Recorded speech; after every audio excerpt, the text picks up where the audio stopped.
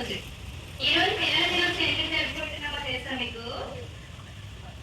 చెప్పాలి. Very good. మన జవహర్లాల్ చాచా నెహ్రూ గారి పుట్టినరోజు. అంటే ఆయనకి పిల్లలంటే చాలా ఇష్టం. అందుకనే పిల్లల దినోత్సవంగా ఆయన పుట్టినరోజుని జరుపుకోమన్నారు. కాబట్టి మనము జవహర్లాల్ నెహ్రూ గారి పుట్టినరోజున మనందరూ కూడా పిల్లల పుట్టినరోజుగా జరుపుకుంటున్నాం. టీచర్స్ పుట్టినరోజు ఎప్పుడు జరుపుకుంటున్నాం? సర్వేపల్లి రాధాకృష్ణ గారి పుట్టినరోజున టీచర్స్ డే జరుపుకుంటున్నట్లే నెహ్రూ గారి పుట్టినరోజున పిల్లల దినోత్సవం జరుపుకుంటున్నాం. మరి నెహ్రూ గారు ఎప్పుడు పుట్టారు, ఆయన ఎవరు, ఆయన పుట్టినరోజు మనం ఎందుకు చేసుకుంటున్నాం అనేది మనం రెండు విషయాలు తెలుసుకోవాలి కదా. ఈరోజు డాక్టర్ నెహ్రూ గారు అంటే ఆయన భారతదేశానికి మొట్టమొదటి ప్రధానమంత్రి, ప్రైమ్ మినిస్టర్ ఆఫ్ ఇండియా.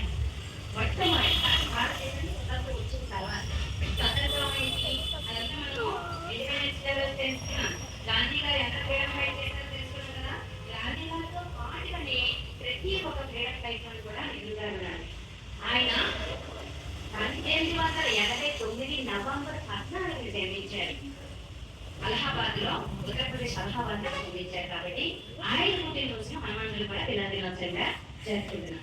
మరణించిన తేదీ చూసినట్లయితే మే 27, 1964లో ఆయన సహజంగానే మరణించారు. నెహ్రూ గారు ఎవరు? ఒక గొప్ప స్వతంత్ర సమర యోధి, అంతేకాదు గొప్ప రచయిత, గొప్ప పండితుడు, భారతదేశ చరిత్రకారుడు, అంతేకాదు గొప్ప రాజకీయవేత్త. ఆయన రాజకీయానికి సంబంధించిన ఇంత విషయానికి సత్యాలన్నీ కూడా వివరించడంలో లేదు. ప్రతి మనకి తన దూరం పంపించేవారు. అవన్నీ చదువుకుని గొప్ప ప్రజ్ఞావంతురాలు అయింది ఇందిరాగాంధీ. మన దేశానికి తర్వాత ఆవిడ కూడా ప్రధానమంత్రి అయింది. ప్రధానమంత్రి ఆ తర్వాత తన మనవుడు కూడా రాజీవ్ గాంధీ కూడా మన దేశానికి ప్రధానమంత్రిగా చేశారు. అతని వారసులు అవి కూడా ఇప్పుడు రాజకీయాల్లో ఉన్నారు. ఇంకా అంతేకాదు నెహ్రూ గారు చాలా చాలా గొప్ప సంస్కరణలు మన భారతదేశంలో చేశారు. పంచశీల సిద్ధాంతం అని, అలీన్ విధానం అని.